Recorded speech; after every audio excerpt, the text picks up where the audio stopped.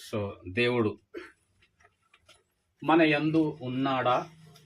దేవుడు నా ప్రార్థన వింటున్నాడా? రైట్. దేవుడు నన్ను చూస్తున్నాడా? నా కుటుంబమందు, నా జీవితమందు దేవుడు చెవియొగ్గి ఉన్నాడా అనేటటువంటి అన్ని ప్రశ్నలకు సమాధానము ఎక్కడ దొరుకుతుందంటే ఇటు కార్యముల యందు దొరుకుతుంది. హల్లెలూయా. ఏమండి, అంతేనా? దేవుడు ఎలాంటి వాడంట? మేలు చేయువాడు. ఆయన ద్వారా అనుభవిస్తున్నటువంటి ప్రతి మేలు విషయములో, ఏమండి, పొందుకుంటున్నటువంటి ప్రతి ఒక్క మేలు విషయములో జ్ఞాపకము చేసుకోవాల ప్రతి వ్యక్తి కూడా. ఏమని అనేసి అంటే, దేవుడు నా యందు కార్యము చేసినాడు అంటే దేవుడు నా యందు ఉన్నాడు. ఏమండి, దేవుడు నన్ను చూస్తున్నాడన్నమాట. దేవుడు నా మాటను వింటున్నాడన్నమాట. నీ జీవితంలో జరిగేటటువంటి ప్రతి కార్యమునకు రుజువు ఏంటంటే దేవుడు నీ యందు ఉన్నాడు. హల్లెలూయా. అసలు దేవుడు ఉన్నాడా అనేటటువంటి దానికి సమాధానం ఏంటంటే, ఈ రోజు నువ్వు బ్రతికి ఉన్నావు అంటే గల కారణమే దేవుడు. హల్లెలూయా. ఈరోజు సజీవ లెక్కల్లో ఉన్నావు అంటే గల కారణము దేవుడై ఉన్నాడు. అంటే అపోస్తుల కార్యములు ఒకసారి తీద్దాం. అపోస్తుల కార్యములు 17వ అధ్యాయం 25వ వచనం ఒకసారి చూద్దాం. ఈరోజు నీ జీవితంలో ఒక వివాహము జరిగినదా? అది దేవుడి వలన. నీ జీవితంలో నువ్వు లేవనెత్తబడినవా? నువ్వు అనారోగ్యము నుంచి ఆరోగ్యంలోనికి వచ్చి ఉన్నావా? నువ్వు ఒక ప్రమాదం నుంచి తప్పింపబడి ఉన్నావా? అసలు అదంతా ఎందుకండి? ఇప్పటి వరకు నీవు సజీవ లెక్కల్లో ఉన్నావు గల కారణమే నా దేవుడు. హల్లెలూయా. ఎలా చెప్తున్నారు పాస్టర్ గారు దేవుడు అని చెప్పేసి? చూద్దాం 25వ వచనం. అపోస్తుల కార్యం 17వ అధ్యాయం 25వ వచనం. ఎవరు తీసినా చదవండి అమ్మా. ఆయన అందరికీ, కొందరికి కాదు. హల్లెలూయా. ఆయన అందరికీ ఏమిచ్చేటోడంటే జీవమును, ఊపిరిని, సమస్తమును దయచేయువాడు. చాలండి అక్కడ దాకా. ఏమిచ్చినాడు దేవుడు? ఏమిచ్చినట? జీవమునిచ్చినవాడు దేవుడే. ఆ ఊపిరిని తీసుకుంటూ ఈ రోజు నువ్వు బ్రతికి ఉన్నావంటే కలకన ఆ ఊపిరిచ్చినవాడు నా దేవుడే. దేవునికి స్తోత్రం. హల్లెలూయా. గనుక దేవుడు ఉన్నాడా? నన్ను చూస్తున్నాడా? నా యందు చెవి యొగ్గి ఉన్నాడా? ఇలాంటి ప్రశ్నార్థకమైన జీవితము విశ్వాసుల జీవితాల్లో వీలు లేదు. హల్లెలూయా. అంతేనా అమ్మా? బట్టలు ఉన్నాయా అండి? చాలా ఉన్నాయండి. ఆరోగ్యం ఉందండి? ఉన్నదండి. కుటుంబం, పిల్లలు ఉన్నది. వివాహం మీద మొన్ననే అయింది వివాహం. మొన్న బాలేకుండి పడ్డా కదా, ఇప్పుడు బాగైనా. హల్లెలూయా. మన తప్పింపబడ్డావా? చాలాసార్లు నేను తప్పింపబడ్డా. ఒకసారి ఒక పెద్ద యాక్సిడెంట్ అండి, ఒకసారి వస్తుంటున్నాయి ఈ విధమైన ప్రమాదం అండి. ఇవన్నిటికీ గల కారణం నా దేవుడే. నువ్వు బ్రతికి ఉన్నావంటేనే నా దేవుడు. ఆదికాండం 1వ అధ్యాయం 2వ అధ్యాయం 17వ వచనంలో దేవుడు చెప్పినాడంట, ఇట్లాగా నరుడు ఒంటరిగా ఉండుట మంచిది కాదు. నా బిడ్డ ఒంటరిగా ఉంటే మంచిది కాదు. హల్లెలూయా. రంజిత్ ఒంటరిగా ఉండుట మంచిది కాదు. అమ్మ పేరు సమాధానం. ఒంటరిగా ఉండుట కాదు, మంచిది కాదు. ఎందుకు మంచిది కాదు? నరుడు ఒంటరిగా ఉంటే ఏమవుతుంది? ప్రశ్న. అంతేనా? నరుడు ఒంటరిగా ఉంటే ఏమవుతుందండి? చాలా మంది చాలా రకాల సమాధానాలు చెప్తారండి. ఏమవుతుందండి నరుడు ఒంటరిగా ఉంటాడంటే? చెడిపోతాడండి. అవునా? ఫస్ట్ వచ్చేది అదే. పడిపోతాడండి, పాపంలో పడిపోతాడండి, లోకంలోనే జోగుతాడండి. అందుకే దేవుడు ఒంటరిగా ఉంటే మంచిది కాదు అన్నాడండి. కాదండి, ఉద్దేశం అది కాదండి, జవాబు అది కాదండి. ఈ మాట ఎవరితో అన్నాడు దేవుడు అనేసి అంటే ఆదాము ఉన్నప్పుడు కదా. అంతేనా? నరుడు ఒంటరిగా ఉంటే మంచిది కాదు. నేను అడుగుతాను, ఆదాము ఉన్నప్పుడు ఏ విధమైనటువంటి చెడు వ్యసనాలకు సంబంధించినటువంటి ఏమైనా ఉన్నాయా? కొంచెం చెడు మార్గాలు ఏమైనా ఉన్నాయా? పాపం సంబంధించింది ఏమైనా ఉందా అసలు? మరి ఇప్పుడు నరుడు ఒంటరిగా ఉంటా మంచిది కాదు అనేటటువంటి దానికి సమాధానము పాపం చేస్తాడను, పడిపోతాడను కాదన్న మాటనే కదా. దేవునికి స్తోత్రం. హల్లెలూయా. అర్థం కాకపోతే చెప్తా, మళ్ళీ చెప్తా. పిల్లలకు కూడా చెప్తాం, ఒంటి బిడ్డ స్కూల్కి కొండి, అర్థం కాకపోతే సార్ని మళ్ళీ అడగండి. అంతేనా? నన్ను కూడా మళ్ళీ అడగండి. అన్న ఏమో అన్నారు బ్రదర్, నేను చెప్తా. నరుడు ఒంటరిగా ఉండటం మంచిది కాదు అనేటటువంటి దానికి సమాధానం ఏంది అనేసి అంటే, నరుడు ఒంటరిగా ఉంటే నా ప్రణాళికకు మంచిది కాదు. దేవునికి స్తోత్రం, హల్లెలూయా. వాడు ఒక్కడే ఉంటే నా ఉద్దేశమునకు, నా సంకల్పమునకు మంచిది కాదు. ఏంటి ప్రభు నీ సంకల్పము? నరుడికి సాటైన సహాయకురాలు దయచేయబడాలా, వీరిరువురు ఏకము కావాలా, వీరి ద్వారా నేను పిల్లలను కలగజేయాలా, ఆ పిల్లల ద్వారా భూమిని నిండించాలా, ఆ పిల్లలందరి ద్వారా భూమిని జయింపజేసి నేను సిద్ధపరిచినటువంటి పరలోక రాజ్యానికి తీసుకొని పోవాలా. హల్లెలూయా. ఇది నా సంకల్పం. కనుక ఒక్కడుంటే ఎక్కడి నుంచి వస్తారు మనుషులంతా? గనుక ఒంటరిగా ఉంటే మంచిది కాదు. ఒంటరిగా ఉంటే నా ప్లాన్, నా పర్పస్ అంతా కూడా ఫెయిల్ అయిపోతుంది, నా సంకల్పానికి మంచిది కాదు. అసలు ఎందుకు పుట్టినాము? ఎందుకు దేవుడు మనల్ని తల్లి గర్భంలో నిర్మించినాడు? ఎందుకు మనల్ని ఈ భూమి మీద సృజించినాడు? యెషయా గ్రంథము 43వ అధ్యాయము 7వ వచనం ఒకసారి చూద్దామండి. యెషయా 43:7వ వచనం. ఎందుకు అసలు నువ్వు నిర్మింపబడ్డావు? ఎందుకు నువ్వు నియమింపబడ్డావు ఈ భూమి మీద? అసలు ఎందుకు పుట్టినావు? ఏం చెయ్యడానికి? రైట్. ఈరోజు ఏమండి, ఈరోజు ఈ నూతన వధూవరులకే కాదు ఇది వర్తమానం. ఎవరికంట? నాతో పాటు. హల్లెలూయా. రైట్. కానీ మీరు బాగా చెవియొగ్గి వినాలా. ఏమమ్మా బిడ్డ, చెవియొగ్గి బాగా వినాలా. ఈ వర్తమానాన్ని చాలా జాగ్రత్తగా అర్థం చేసుకోవాలా. 7వ వచనం.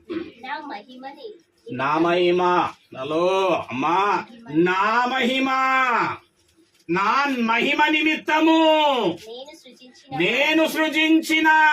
దేవునికి స్తోత్రం, హల్లెలూయా. నా మహిమ నిమిత్తము నరుణ్ణి నేను సృజించిన. అంటే నీవు మాట్లాడే మాట, చూసే చూపు, ఆలోచించే విధానము, నువ్వు వెళ్ళే ప్రతి మార్గము, అంటే నువ్వు ఏది చేసినా దాని ద్వారా దేవుడు మహిమ పొందుతుండాలా. హల్లెలూయా. నువ్వు ఒక దగ్గర ఒక చోట ఒక మాట మాట్లాడుతుంటే ఆ మాట ద్వారా దేవుడు మహిమ పొందుతుండాలా. నువ్వు ఒక మార్గాన్ని ఎంచుకొని పోతుంటే ఆ మార్గము ద్వారా దేవుడు మహిమ పొందుతుండాలా, సంతోషిస్తుండాలా. హల్లెలూయా. నువ్వు ఏది చేసినా ఈ భూమి మీద చేసే ప్రతి క్రియ ద్వారా దేవుడికి మహిమనే రావాల. నీ మహిమార్థమే కాదు, ఇతరుల మహిమార్థమే కాదు. మనుషులంతా ఎట్లుంటారంట తెలుసా? ఎదుటి వారిని సంతోషపెట్ట గోరు చూస్తుంటారంట, దేవుని సంతోషపెట్టడం కాదు. పౌలు గారు అంటారు, అందుకే ఏంటంటే ఏమంటాడంటే, నీవు మనుషులను సంతోషపెట్ట గోర చూచుచున్నావా, దేవుని సంతోషపెట్ట గోర చూచుచున్నావా? నీవు మనుషులనే సంతోషపెట్ట గోరు వాడవైతే దేవుని దాసుడవు కావు. కానీ మనుషులంతా ఎట్లుంటారు? ఎదుటి వారు మంచోడు అనాలి నన్ను. ఎక్కడికి వెళ్ళి దేవుడు తర్వాత సంగతి బాకీ బాగా. నన్ను ఇప్పుడు రంజిత్ ఏమనాలి? అబ్బా వినమన్నా అనాలా. హల్లెలూయా. దేవుని సంగతి తర్వాత సంగతి. ఎందుకంటే ఆయన కనబట్టోడు కాదు, పాపం వచ్చేటోడు కాదు, కొట్టేటోడు కాదు అనుకుంటున్నారు. హల్లెలూయా. ఏమండి? కానీ ఇక్కడ వాక్యం ఏం చెప్తా ఉన్నది అంటే, నా మహిమ నిమిత్తము నేను సృజించిన వారిని గనుక వారు ఎట్లా ఉండాలంటే నా మహిమార్థమై ఉండాల. దేవుని నామానికి వందనాలు. హల్లెలూయా. ఏమండి? అట్టి విధముగా దేవుడు అందు నిమిత్తమై సృజించినాడు. దేవుడు నిన్ను అందుకే నువ్వేం చేయాలంటే నీ జీవితాంతం కూడా దేవుణ్ణి ఆధారం చేసుకుని ఉండాలి. దేవుణ్ణి మహిమపరుస్తూ, దేవుణ్ణి ఆధారం చేసుకొని, దేవుడి పైన ఆధారపడి జీవించాలా. అప్పుడు దేవుడు నిన్ను ఏం చేస్తాడో తెలుసా? నీవు పడిపోతే నా దేవుడు నిన్ను లేవనెత్తువాడు. ఆయన తప్ప నిన్ను లేవనెత్తేటాడు ఎవరు ఉండరు. నీ పక్కోళ్ళు కూడా నిన్ను లేవనెత్తారు. హల్లెలూయా. నేను చూసేటోళ్ళు నిన్ను లేవనెత్తారు. నువ్వు ఎప్పుడు పడతావా అని చూస్తుంటారు. మంది వదిలిపెట్టండి, చుట్టాలలోనే ఉంటారు చాలా మంది అట్లా. దేవునికి స్తోత్రం. ఏమండి?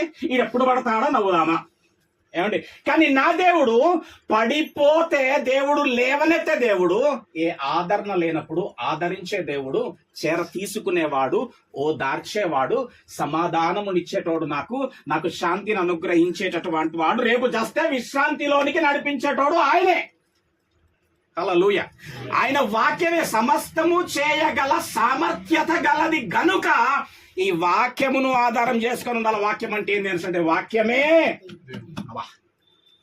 అది ఎందు వాక్యం ఉండను, వాక్యం దేవుని యొద్ద ఉండను, వాక్యమే దేవుడు అయి ఉండెను. ఈ వాక్యము ఎక్కడుండాలా? ఎక్కడుందండి వాక్యం? ఎక్కడుంది బిడ్డ? బైబిల్ ఎక్కడుంది? బీరువాలో పెట్టినామండి.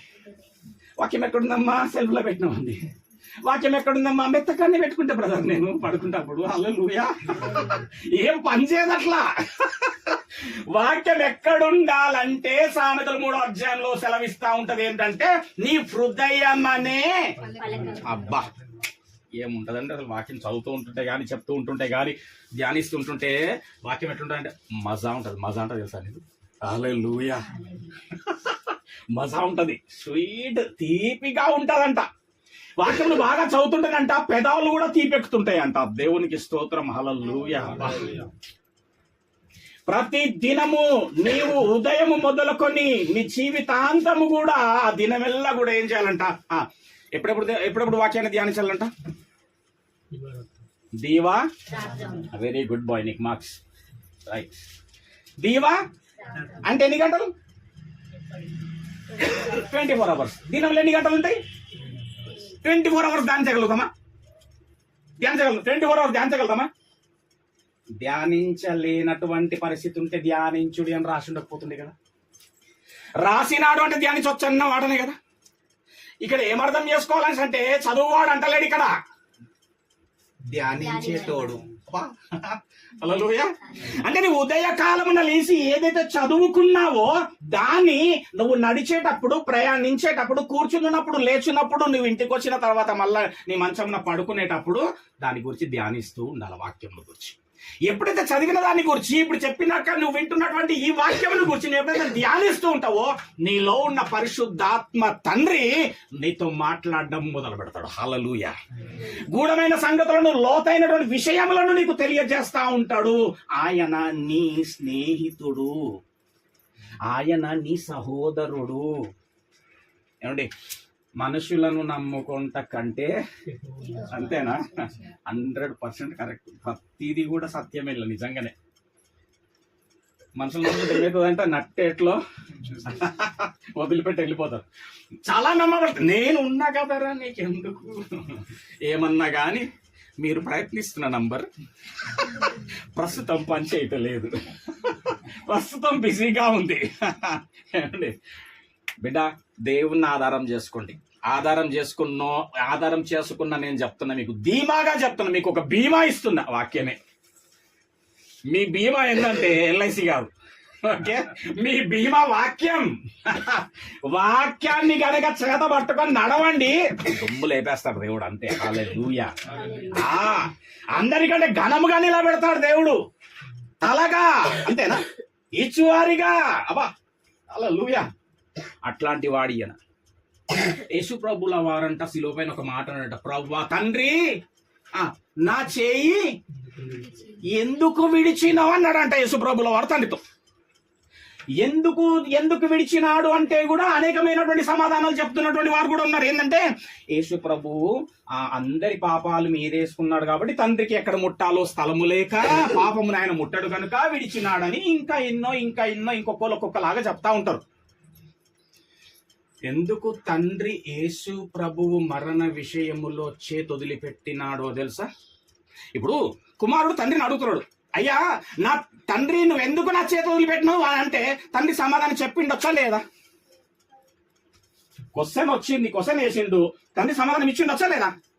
యోహాను సువార్త 3వ అధ్యాయం 16వ వచనం సమాధానం అక్కడ ఇచ్చినాడు దేవుడు.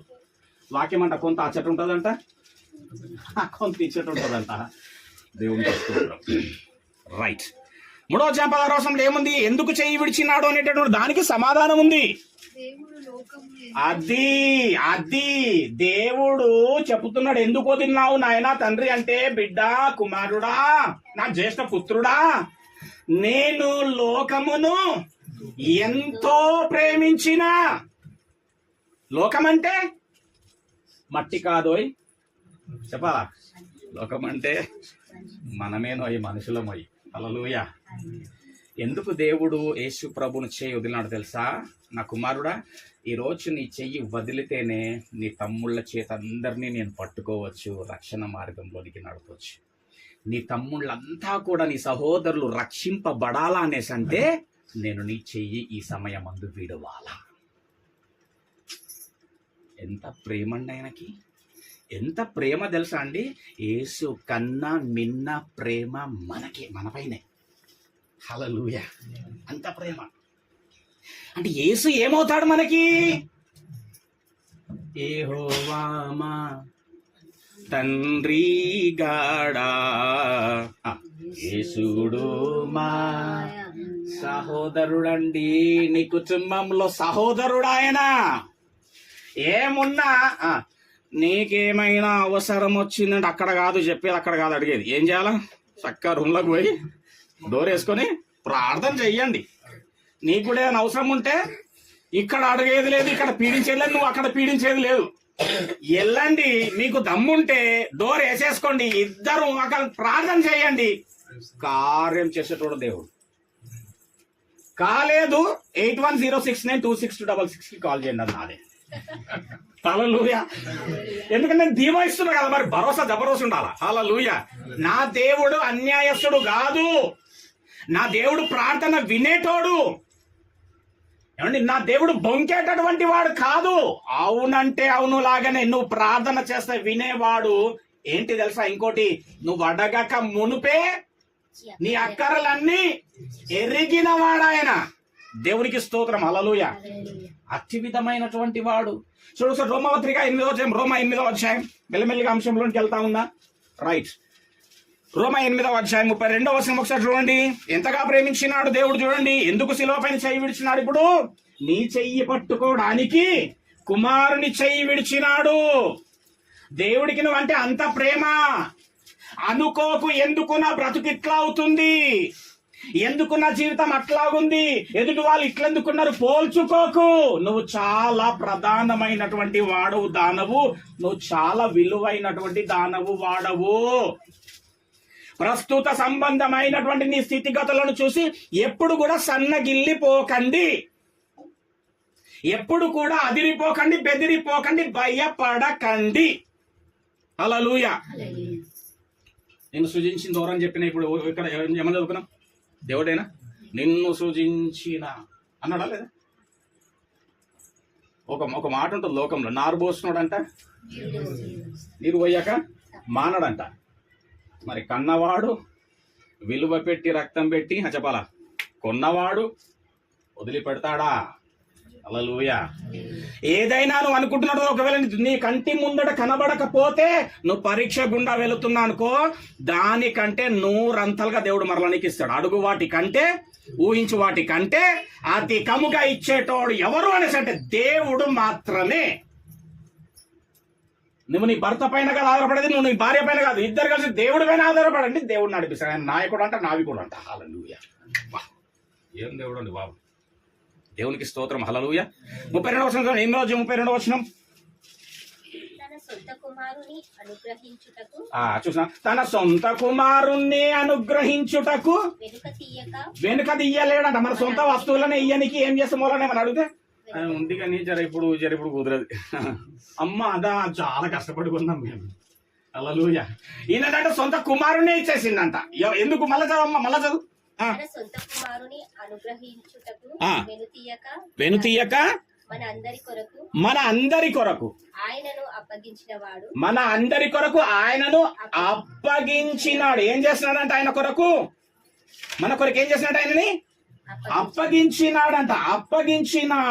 అప్పగించినవాడు అంటే అప్పగించడానికి, అప్పగించినాడు అన్నదానికి అర్థం ఏంటంటే అనుగ్రహించినాడు.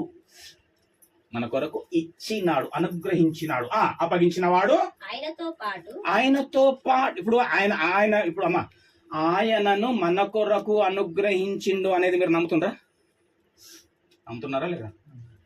వాయిస్ వస్తలే. హల్లెలూయా.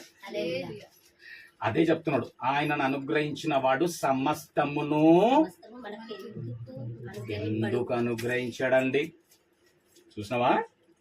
నా కుమారుణ్ణే అనుగ్రహించిన బిడ్డ, నీకు కావలసింది నేను ఎందుకు అనుగ్రహించా? నీకు ఏదైతే క్షేమమో, ఏదైతే లాభమో, ఏదైతే దీవెననో, నీకు ఏదైతే ఆరోగ్యమో నాకు తెలుసు కదా.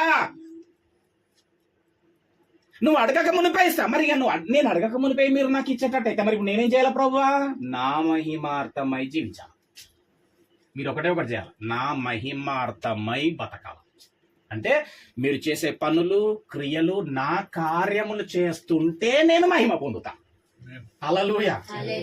నా కార్యాలు చెయ్యాలి. కానీ మనుషులంతా ఏం చేస్తారంట? అంతే. మనుషులందరూ వారి సొంత కార్యంలో చూచుకొనుచున్నారు కానీ యేసుక్రీస్తు కార్యములను చూడరు రాసుంది. అంటే ఏం చేయువారు వీళ్ళంతా? ఎదుటి వారిని మనుషులను సంతోష పెట్టువారు. ఎవరన్నా ఏమన్నా అనుకోండి, ఏం బాబు అమ్మా ఎవరన్నా ఏమైనా మీ పరిస్థితి మీ స్థితిగతి రేపు ఎట్లా ఉండని ఏమన్నా కానీ నా దేవుడు ఖచ్చితంగా మిమ్మల్ని నిలబెట్టేటటువంటి వాడే ఒక దినమున. హల్లెలూయా. ఒకసారి వెనకటి జీవితాలకు వెళ్ళిపోండి. ఏమన్నా వెనకటి జీవితం ఇట్లుండదా? ఆడనో అవునా, ఎక్కడనో కింద నీచమైన వెలివేయబడ్డ దరిద్రపు శ్రేష్టత్వంలోనికి నడిపించినాడు. ఇదే కాదు, ఇంకా ఆయనంట సకల ఆశీర్వాదములకు కారణభూతుడంట. హల్లెలూయా. మళ్ళొకటి ఆశీర్వాదం అంటే కారు బంగ్లా మిద్ద మేడలు బ్యాంక్ బ్యాలెన్స్ అనుకోకండి, అది కూడా ఉండొచ్చు. కానీ ఆశీర్వాదం అంటే ఎట్లాగుంటుందంటే ఎదుటి వాడికి 1,00,000 ఉంటుండొచ్చు కానీ నీకు 10,000 ఉంటుండొచ్చు కానీ వాడికి లేని సమాధానము నీకుంటుంది, వాడికి లేని శాంతి మీకుంటుంది. హల్లెలూయా. వాడికి లేని సమృద్ధి దేవుని కలిగి ఉన్నటువంటి నీ జీవితంలో నీకు కలిగి ఉన్న దానిలోనే తృప్తి కలిగి జీవించు, అప్పుడు నేను నిన్ను విడువని ఎడబాయను అంటారు దేవుడు. కలిగి ఉన్న దాంట్లో ఎట్లుండాలి మనము? అట్లా చేస్తాడు దేవుడు. అట్లా ఉండగలము మనము. దేవుడి నామానికి వందనాలు. హల్లెలూయా. కాబట్టి ఇదిగో ఇట్లాగా ఈ నరుడు ఎట్లాగుండాలంటే ఒంటరిగా ఉండొద్దు. నరునికి నేను సాటి అయిన సహాయకురాలను నేను అనుగ్రహించాలా, వీరి ద్వారా నేను పిల్లలను కలగజేయాలా, పిల్లలను చూడు ఎంత జనాభా ఎంత అయిపోయింది. అసలు మెదక్ ఇట్లా ఉండేనండి. ఇప్పుడు ఇక్కడ ఉన్న వాళ్ళు కనబడతలేదు, లోకల్ వాళ్ళు కనబడతలేదు, ఎవరో తెలియదు, అసలు నిండిపోయింది, విస్తరించిపోతున్నది, ఇంకా నిండుతూనే ఉన్నది. దేవుడు ఉద్దేశం అది. భూమిని ఏమన్నాడు? ఆదాముని ఏమన్నాడు? ఆదామా నువ్వు ఫలించి అంటే అర్థం తెలుసా? గర్భఫలం. అది ఫలించడం అంటే గర్భఫలం సంబంధించినటువంటి మాట అది. నువ్వు ఫలించి అభివృద్ధి గర్భఫలమే, విస్తరించి గర్భఫలం ద్వారా, ఇంకా భూమిని గర్భఫలం ద్వారా, పిల్లల ద్వారా. అది ఆ ఉద్దేశం. 1వ అధ్యాయం 28వ వచనంలో ఉన్నటువంటి 27-28వ వచనంలో ఉన్నటువంటిది ఏంటంటే వాగ్దానం అది. పిల్లలు వీళ్ళ ద్వారా నేను భూమిని నిండించాలా, వీళ్ళందరి ద్వారా భూమిని జయింపజేసి నేను వీరి కొరకు సిద్ధపరిచినటువంటి పరలోక రాజ్యానికి నడిపించాలా, అక్కడ నా పిల్లలందరినీ చేర్చుకోవాలా. దేవునికి స్తోత్రం. ఇదే ఉద్దేశం అయింది. మరి నరుడు ఒంటరిగా ఉండొద్దు అనేటటువంటి ఆ యొక్క మాటను బట్టి సాటి అయిన సహాయకురాలను అనుగ్రహించాలా, ఉండాలనేటువంటి మాట ఇప్పుడు మీ జీవితంలో నెరవేరినట్టే కదా. రైట్. నెరవేర్చబడినటువంటి మీరు ఇప్పుడు ఎట్లుండాలా? అది నీకు మార్క్స్. ఇప్పుడు ఇంకోటికి వల్లే.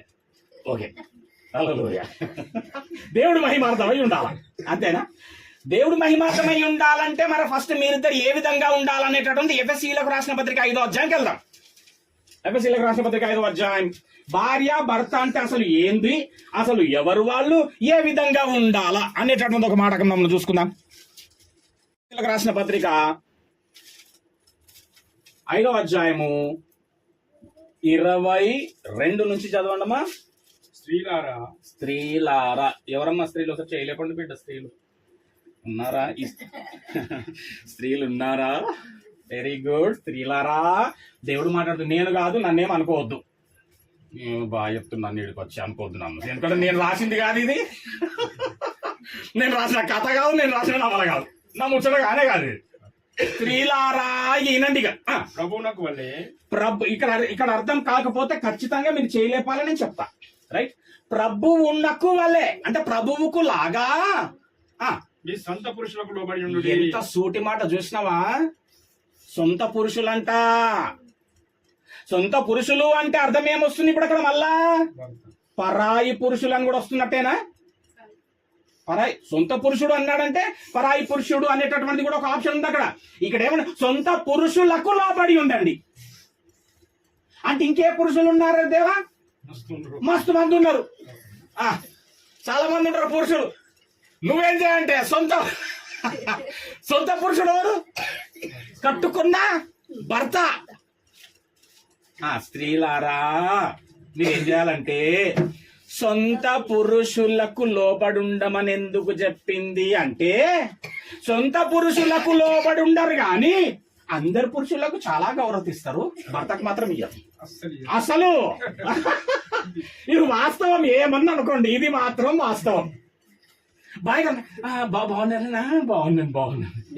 ఏంది ఏంటి మరి పొమ్మని చెప్పినా కదా నీకు. ఆ ముఖం ఎట్లా అయిపోతుంది అంటే, ఆ మాట ఎట్లా వస్తుందంటే కయ్య వస్తుంది అది మాట. బయట వాళ్ళతో చాలా సున్నితంగా తేనెలాగా మాట్లాడతారు, ఇక్కడ వచ్చి విషం దింపుతా ఉంటారు. ఏంది అదే తీ మరి పెడతాను నేను. అవును నాకు లేదా పని. అబ్బా అన్ని కిటికీలు అన్ని తీసేస్తారు, దీర్ఘాలు రాగాలు ఏత్వాలు ఐత్వాలు అన్ని వచ్చేస్తాయి. అందుకే నా దేవుడు చెప్పిండు, స్త్రీలారా ఏం చేయాలి మీరు, సొంత పురుషులకు లోపడి. ఓ దావత్కు పోయారు అనుకో, ఈనండి ఓ దావత్కు పోయారు, ఈ నాటేటో పోయింది, ఈ మీద కూర్చుంది, ఆయన చూస్తున్నది, ఇట్లా అంటుంది, ఓయ్ ఓల్ని ఏమి ఓయ్ ఓయ్ అంట కూడా వాళ్ళకెళ్ళాడు అనుకో. హలో అమ్మాయి స్త్రీ, ఎవరినమ్మా స్త్రీ, మా ఆయనే. ఓయ్ ఓయ్ అని వాళ్ళకపోతే హలో ఏం సినిమా టైటిల్ పెడుతున్నావా, అట్లా కూడా వాళ్ళకపోతే పక్క కోళ్ళ నన్ను చూడండి, బాగా పక్క కూరని చూసాను, కొంచెం ఎంత బాగుంది ఇప్పుడు ఫేస్, కొంచెం కదా ఆయన మీరు ఆయన చూసిన చూడగానే ఇప్పుడు మొక్క ఎట్లుందా బిడ్డ, లోబడి బిడ్డ, ఓయ్ బియ్య అనకు బిడ్డ, ఆయన ఇచ్చది పోతే అది హల్లెలూయా. మీరేం అమ్మా వాక్యం ఏముందో అది చెయ్యాలి, తప్పదంతే. దేవునికి స్తోత్రం, హల్లెలూయా. మీ సొంత పురుషులకు ఎట్లా ప్రభు అంటే నాకు వలే, ప్రభువుకు మీరెట్లయితే అదిగో ఎంత చక్కగా లోబడి తల మీద ముసుగులు కప్పుకొని ఎంత బుద్ధిగా లోబడి ఇక్కడ ఉన్నారో, ఇదే క్యారెక్టర్ భర్త యందు కూడా ఉండాలంట. లోబడి ప్రభువుకు వలే అంటే ప్రభువుకు లోబడుతున్నట్టు నీ సొంత పురుషునికి లోబడి ఉండాలి. ఇంకా ఇంకా ఇంకా క్రీస్తు సంఘములకు శిరస్సు అయినలాగున, ఆ క్రీస్తు సంఘానికి శిరస్సు. అవునా, ఇదందరికి తెలుసా ఇక్కడ? క్రీస్తు సంఘానికి ఏమైనాడు? శిరస్సయ్యుండు లాగున పురుషుడు నీకు శిరస్సయ్యి ఉన్నాడు. శిరస్సు లేని మొండేమో చెప్పాలా, బతికి ఉండి కూడా విలువనే లేదు అసలు. దేవునికి స్తోత్రం, హల్లెలూయా. ఎందుకు లోబడి ఉండాలి అని చెప్తున్నాడంటే, నీకు నేను సంఘానికి నేను ఎట్లాగైతే శిరస్సును, మీకు దేవుడైననే నేను, నీ భర్త నీకు శిరస్సు. నాకు లోబడుతున్నట్టు నీ భర్తకు లోబడాలా. ఎందుకు ప్రభువా అంటే, నేను మీకెట్లయితే శిరస్సునై ఉన్నానో సంఘమన్న పడుతున్న మీకు, నీ భర్త నీకు శిరస్సు అయి ఉండు బిడ్డ. ఆ శిరస్సును అవమానపరచకు. ఆ శిరస్సుని గనక నువ్వు తీసేసుకుంటే నీకు విలువ లేదు, నువ్వు వ్యర్థమైనటువంటి జీవితంలో ఉన్నట్టు. చదవండి. క్రీస్తే శరీరమునకు రక్షకుడై ఉన్నాడు, సంఘము క్రీస్తునకు లోబడినట్టుగా. అది చూడండి ఎంత బాగుందండి అసలు, ఇది అద్భుతం అసలు. ఎందుకు అమ్మా భార్యాభర్తల మధ్యలో ఎందుకు కొట్లాటలు వస్తున్నాయంటే, ఎందుకు విడిపోయేటువంటి పరిస్థితులు వస్తున్నాయంటే, భర్తకు భార్య విలువ తెలియట్లే, భార్యకి భర్త విలువ తెలియట్లే. ఫార్మాలిటీగా పోతున్నా, నేనంటే నేను, నా మాట అంటే నా మాట, తక్కువనా ఏందంటే ఏంది, నువ్వు అవసరం లేదు పో అంటే నువ్వే పో అంటారు ఎక్కువ తక్కువతే. హమ్ కిసీసే కమ్ నహీ, నేనేం తక్కువ కాదని చూపిస్తుంది. ఎందుకు తెలుసా అమ్మ, ఎందుకు ఈ సంఘటనలు కుటుంబాల్లో జరుగుతున్నాయి అంటే, విలువలు తెలియట్లే. భర్త అంటే ఏందో ఈమెకు తెలియట్లే. భర్త అనేటటువంటి వాడిని ఒక మనిషిగా, ఒక పురుషునిగా మాత్రమే చూస్తుంది తప్ప వాల్యూ తెలియట్లే. అక్కడ రాసిన దేవుడు వాల్యూస్. హల్లెలూయా. మళ్ళీ ఏందన్నా ఒకసారి చదవన్నది, సంఘము క్రీస్తునకు లోబడినట్టుగా.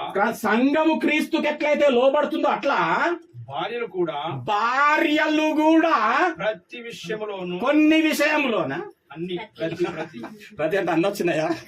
ప్రజెంట్ గానే అన్న వచ్చినాయి అన్న కాదన్నా, నీ టేస్ట్ ఉంటే కూడా ఇట్లా చేస్తాడన్నా, అన్న అట్లా చేస్తాడన్నా. పోన్ బిడ్డ, ప్రతి విషయం అని రాసింది కదా. నీ పవిత్రమైన ప్రవర్తనను బట్టి నీ భర్త ఏమైతాడంట తెలుసా? ప్రభువులోనికి ఈడువబడతాడంట. అబ్బా, ఏముందన్నది వాక్యం. అన్న ఇట్లయిందన్న అట్లయిందన్న, నేను అందుకే వదిలిపెడుతున్నా, నేను అందుకే డైవర్స్ ఇస్తున్నా, నేను అందుకే వదిలిపెట్టేసినన్నా అనేసి అంటే నీదేం తప్పలేదంటే నాదేం లేదన్నా, నేనేం ఇట్లుంటానా, ఆయన అట్లట్లుంటాడన్న.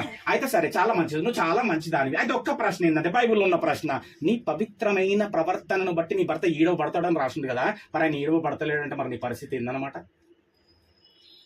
అవునంటే అవునన్నట్టుగానే ఉన్నావు కదా, కాదంటే కాదన్నట్టుగా ఉన్నావు అన్నమాట కదా. దేవుని ప్రేమ నీ లేదన్నట్టే కదా, ఈ వాక్యం నీకు తెలియదు అన్నట్టే కదా. ఓర్చుకో, దేవుడు కనపరిచిన ప్రేమను నువ్వు కనపరచాలా. హల్లెలూయా. ఏమన్నది, ఏమన్నా ఒక్కసారి మీది కన్నా. ప్రతి విషయములో తమ పురుషులకు లోబడి ఉండాలా. లోబడమండి మేము అనేటోళ్ళు ఒకసారి హల్లెలూయా చెప్పండి. హల్లెలూయా. అబ్బా, అది చాలా బాగా వింటున్నారండి బాబు. Very good. ఈ విషయంలో అందరికి మార్క్స్. Very good. ప్రతి విషయంలో నువ్వు ఈయనకు లోబడే ఉండాల. రైట్. ప్రతి విషయంలో కొన్ని నీకు నచ్చవు కావచ్చు, కొన్ని నీకులాగా అభిప్రాయాలు ఉండే కావచ్చు, కొన్ని నీకులాగా రుచులు కలవకపోతుండొచ్చు, కానీ నువ్వేం చేయాలంటే ఆయనకు లోబడే ఉండాల. బాగా చెప్పిర్రు అన్న. నేను బైబిల్ ఇంకొంచెం కింది ఇప్పుడు ఈయనకి వెళ్తాను చూడు. ఇప్పుడు పురుషులు చించుడు. హలో నాయన అయ్యా, పురుషులారా మిమ్మల్నే మొదలనే, దేవుడు పక్షపాతం కాదు, అందరికీ ఈక్వలే. పురుషులారా మీరు కూడా వాళ్ళే కాదు అని అర్థం అన్నమాట. మీరును అంటే అర్థం ఏంటంటే మీలే కాదు, మీరును మీ భార్యలను ప్రేమించుడి. ఏం చేయాలా? ప్రేమించాల. ప్రేమనంట సమస్త విధములైన దోషములను. నీకు నువ్వు ఆమెను ప్రేమించినావు అనుకో, నీకు కూడా సేమ్ ఆమె నుంచి అభిప్రాయం కలవకున్నా, ఒకే విధమైనటువంటి ఆలోచన లేకున్నా, ఎక్కడైనా అభిప్రాయాలు విభేదంగా ఉన్నా ఏం చేస్తుంటుంది? దాని అంతా నీ ప్రేమ కప్పేస్తుంటది, కనబడనివ్వదు. ఆమె నీ యందు ఏదైనా వ్యతిరేకత భావము బయటకు వస్తున్నా అది నీకు కనబడదు. ఎందుకంటే నీకు ఆమె మీద ప్రేమ ఉంటే ఆ ప్రేమ దాన్ని కప్పేస్తుంటది. హల్లెలూయా. ఆ వ్యతిరేకతను దోషములు కప్పేసేస్తుంటది. అన్న ఎందుకు నేను అంత ప్రేమించాలా? ఇప్పుడు కింద ఉంటా చూడండి. అటువలే క్రీస్తు కూడా. అది ఎందుకు నీవు నీ భార్యను ప్రేమించాలంటే పురుషుడా, క్రీస్తు కూడా అటువలే అంటే అట్లాగే. ఇప్పుడు నేను ఏమైతే చెప్పినో ఆ మాట లాగానే క్రీస్తు కూడా సంఘమును ప్రేమించి ఏం చేసిన? సంఘాన్ని. అంతేనా? ప్రేమించిండా? నువ్వు కూడా ఎట్లా ప్రేమించాలి? ప్రతి విషయంలో ప్రేమించాలి. ఇప్పుడు కింద ఉంటది. కాదన్నా పొద్దుగాల లేవదన్న, నువ్వు లేవు, పడకలు తీయనే లేదన్నా, నువ్వు దియ్యురా ఒకసారి నాయన, ఎందుకంటే ప్రేమ ఉంది కదా, ప్రేమిస్తున్నాడు, ఓసారి నువ్వు దియ్యు. అన్న కూరల ఉప్పేయదా, నువ్వు వెయ్యి పో, ఓసారి నువ్వు వెయ్యి. దేవునికి స్తోత్రం, నువ్వు వెయ్యి ఒకసారి. ఇప్పుడే కంట్రీ చికెన్ అండి వస్తున్నా నేను, వండుదాం, అరే చేద్దాం ఓసారి. హల్లెలూయా. ఏమండి అన్న బాగా చెప్తా, నీకు తెలియదన్నా. నిన్న కూడా అన్న ఎంత మొత్తుకున్నా, ఏడు ఆడబెడితే 7 ఉండేటి ఆడబెట్టు. నువ్వు పోయి ఆడికి 7 ఆమె పెట్టింది కదా, 7 ఉండాలి నువ్వు పెట్టు. చూడండి, సంఘమును దేవుడు ప్రేమించింది. ఈ విషయం నేను చెప్తా, వినండి. కిందికి వినడా? సంఘమును ప్రేమించి అదే సంఘంకి ఏముందంట అన్న? కలంకం, మడత అట్టిది మరి ఏదైనా లేక, ఏది కూడా లేక, పరిశుద్ధమైనది గాను నిర్దోషమైనది గాను మహిమగల సంఘముగా ఆయన తన ఎదుట నిలబెట్టుకొనవలెనని వాక్యముతో ఉదక స్నానం చేత దాని మనలనే పవిత్రపరచి పరిశుద్ధపరచడానికి, అంటే బాగు చేసుకోవడానికి, ఎవరిని? సంఘమును బాగు చేసుకోవడానికి తన్ను తాను అప్పగించేసుకున్నట్ట. హల్లెలూయా. అట్లాగే నీ భార్యను బాగు చేసుకోవడానికి ఒకవేళ మడత ఉందా, మరి అట్టిదేదైనా ఉందా, కలంకం ఉందా నీ భార్యకి, అయినా నువ్వేం చేయాలా? అటువలే నేను ఎట్లా చేసినో నీవు కూడా అట్లా చేస్తూ నీ భార్యను ప్రేమిస్తానే ఉన్నావు. హల్లెలూయా. భార్యలు వచ్చి కంప్లైంట్ ఇచ్చేటోళ్ళు ఉన్నారు మా దగ్గర, భర్తలు వచ్చి కంప్లైంట్ ఇచ్చేటోళ్ళు. ఆమెతో నాకు ఇక అయితే లేదన్నా, అన్న ఇక నాకు చేతనైతే లేదన్నా, ఇక మీరేదన్నా ఏది ఇక నాకైతే ఆమె ఇక వద్దు, ఇక అవసరం లేదు ఇక. ఎవరు నాయన నువ్వేం సక్కటోనివా? ఏమండి అక్కడ ఏమన్నాడంటే ఆయన సంఘము కలంకము మడత ఉండే. ఇప్పుడు చూడండి ఉదాహరణ, నేను మంచోళ్ళని ఉంటినా, ఇప్పటికే మనం మంచోళ్ళమా? మనం ఏమన్నా మంచోళ్ళమా అండి? చెప్పిన మాట వింటున్నా, మీకు చెప్పిన మాట వాక్యం చెప్పినప్పుడు వింటున్నామా? వాక్య ప్రకారం నడుచుకుంటున్నామా? ప్రేమిస్తలేడు ఆయన? ప్రేమించే పట్టికే కదా రక్షణలోనికి నడిపించు, బాప్టిజం అనుభవంలోనికి నడిపించు, బాప్టిజం తీసుకొని కూడా ఆయనకు వ్యతిరేకమైనటువంటి జీవితం జీవిస్తున్నప్పటికీ సజీవ లెక్కలు ఉంచట్లే, ఆరోగ్యం ఇవ్వట్లే, సమస్తం దయచేయట్లే, వివాహం చేయట్లే, పిల్లలను ఇవ్వట్లే. సంఘము కలంకమైన మడతైన అతిథి ఏదైనా ఆయన ఎట్లనైతే ఆ సంఘము కొరకు ప్రాణం పెట్టిండో, స్త్రీ కొరకు పురుషుడా నువ్వు కూడా అట్లాగుండాలి, అట్లా బతకాలి, అట్లా చెయ్యాలి ఆమె కొరకు. అటువలనే పురుషులు కూడా తమ సొంత శరీరం వలె, చూసినవా?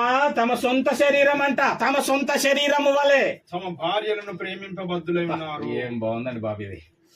ఇది అర్థం కావాలంటే సొంత శరీరాలను ఏం చేస్తామో ఒకసారి చెప్పాలి నాకు. చాలా ప్రేమిస్తాము. అద్దం ముందు ఉంది అటు పోతుంటే ఒకసారి, అవునా? మళ్ళీ ఇటు వస్తుంటే మళ్ళా ఎంత ప్రేమను, ఒక వెంటిక ఇట్లా కానీయము, అవునా? ఏమేమో పూసుకున్నాడు. ఎందుకంటే ప్రేమ మంచిగా ఉండాలి, తెల్లగా కావాలా, అవునా? ఫేర్ కావాలా. ఫేర్ కావాలంటే నేను ఏమి రాయాలా? ఫేర్ అండ్ లవ్లీ రాయాలా. ఎక్కడి నుంచి నా శరీరము మంచిగా ఉండాలా, అవునా? అటు వాళ్ళనే నీ శరీరమును ఎట్లయితే నువ్వు ప్రేమిస్తావో నీ స్త్రీని కూడా అట్లా ప్రేమించాలా, సొంత శరీరము వలె. చదవండి ఇంకా. భార్యను ప్రేమించువాడు తన భార్యను ప్రేమించేటోడు తన్ను ప్రేమించుకొనిచున్నాడు. శరీరమును ద్వేషించువాడు ఎవడు లేడు కదా. తన శరీరం తను ద్వేషించుకుంటూ ఉన్నాడు, ఎవ్వరు ఉండరు, లేడు కదా.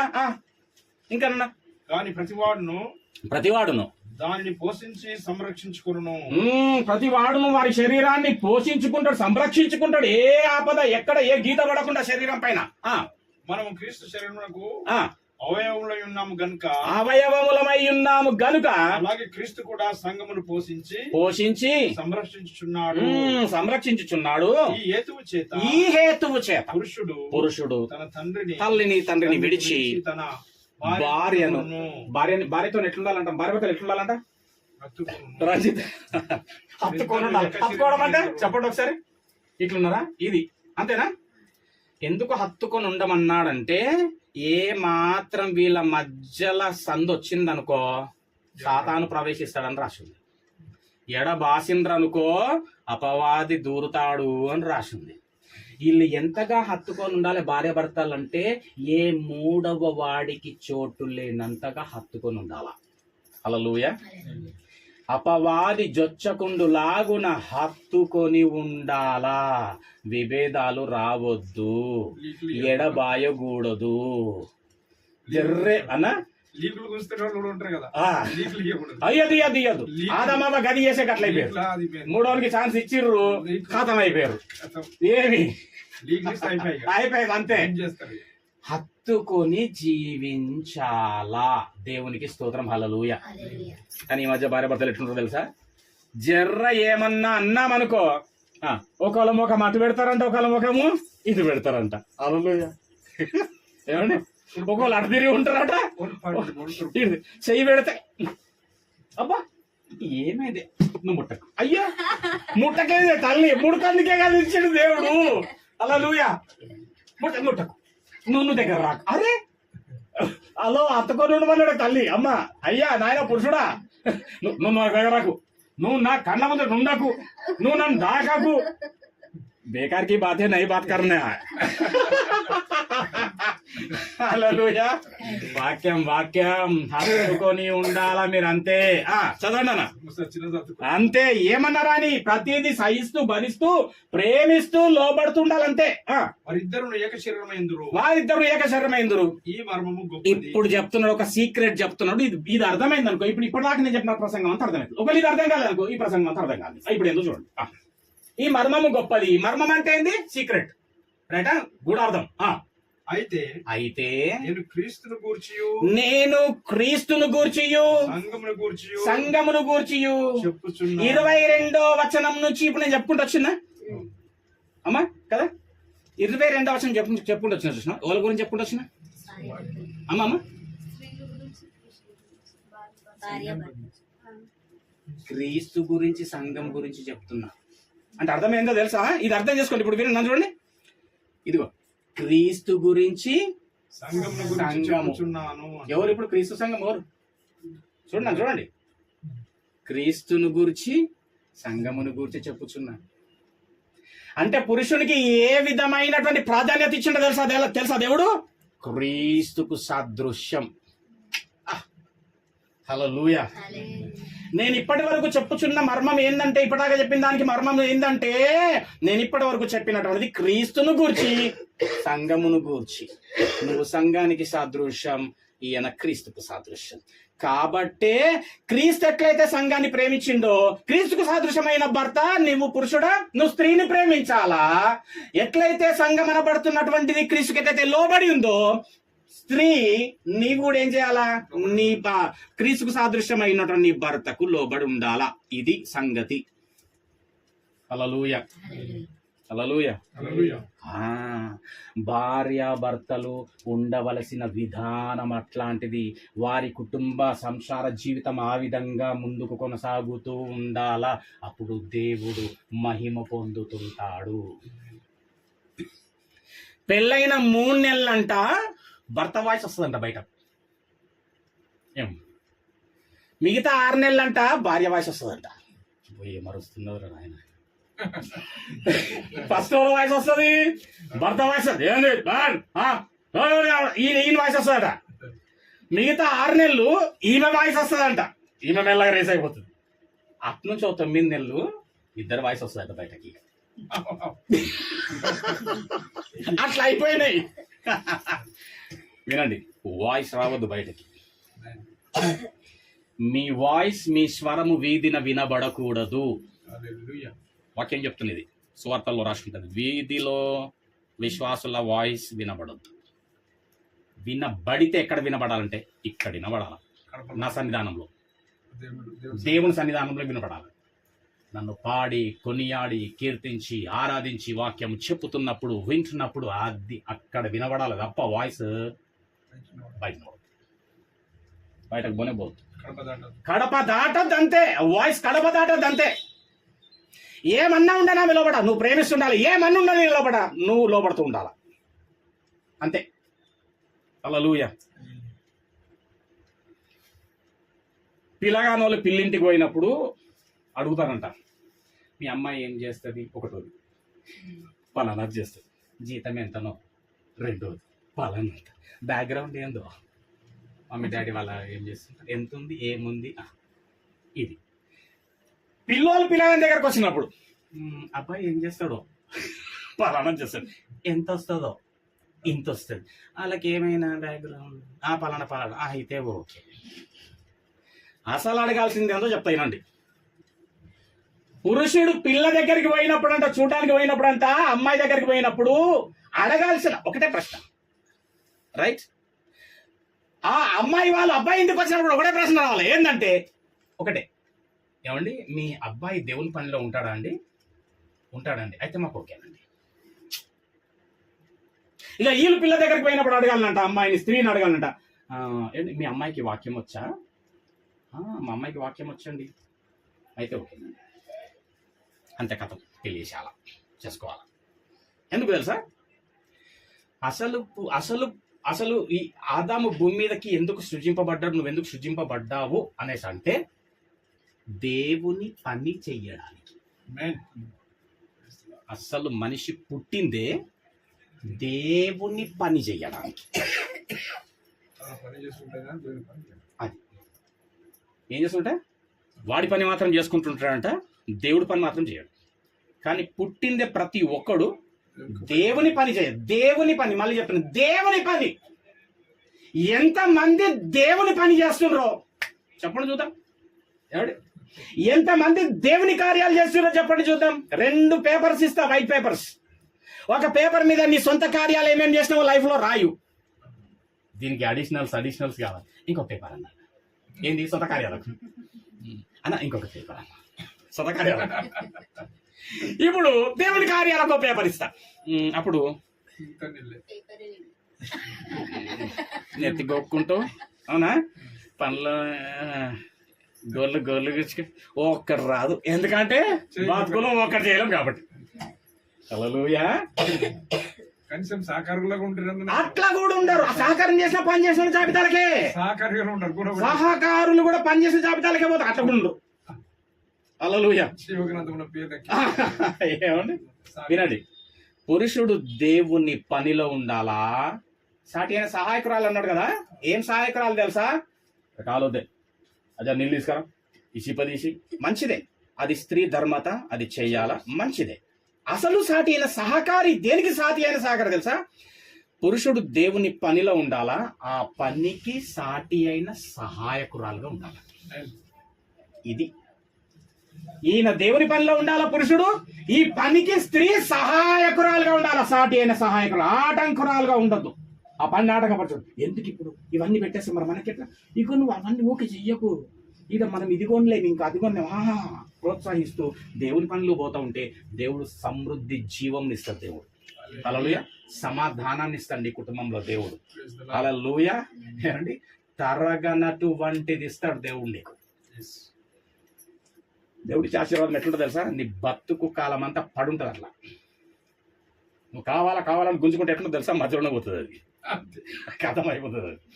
ఏమండి, పెళ్ళంటే 7 సూత్రాలని ఒకళ్ళు చెప్తారు, 12 సూత్రాలని ఒకళ్ళు చెప్తారు. ఒక కవి అయితే పాట కూడా రాసేసింది.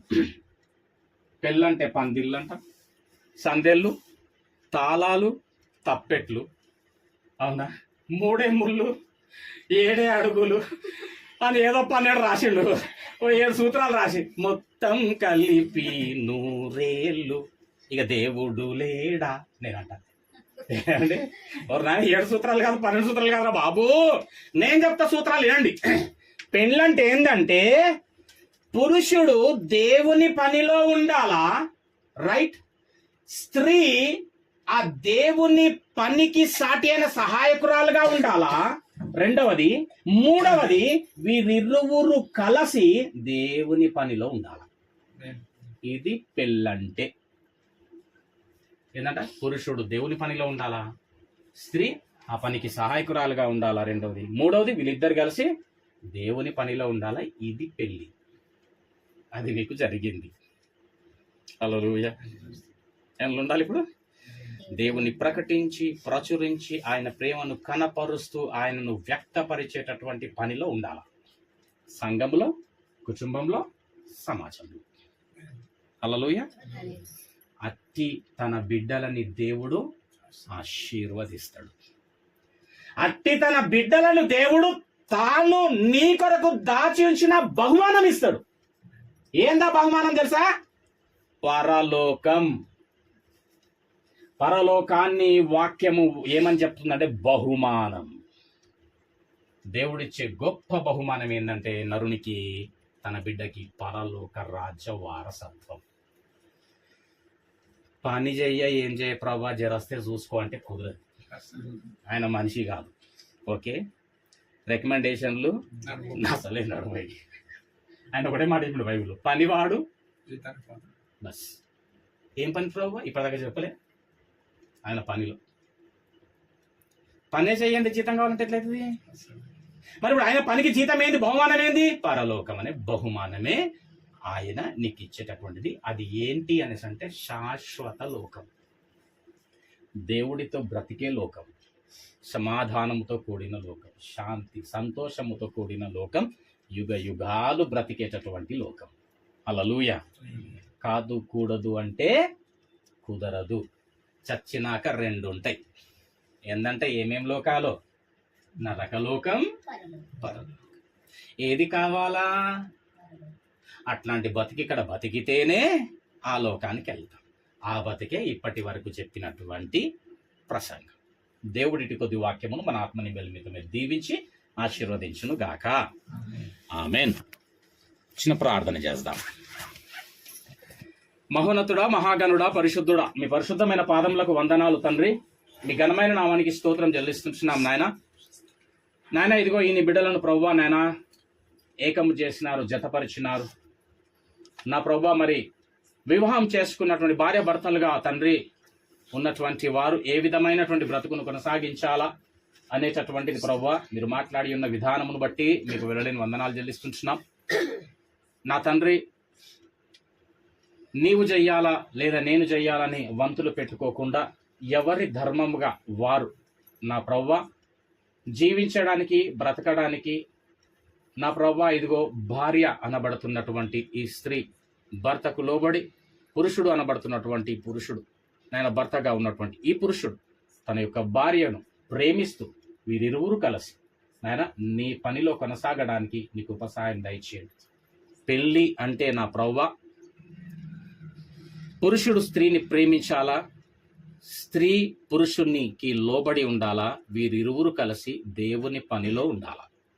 నాయన మాట్లాడిన ఇటు మంచి మాటలను బట్టి మీకు వెళ్ళలేని వందనాలు స్తోత్రం చెల్లిస్తున్నాం. వెతిన ప్రతి వాక్యము వారి హృదయంలో ఒక ఫలమిచ్చి చెట్టు వల్ల నాటి నా ప్రభు అభివృద్ధి పరచమని ప్రార్థిస్తున్నాం.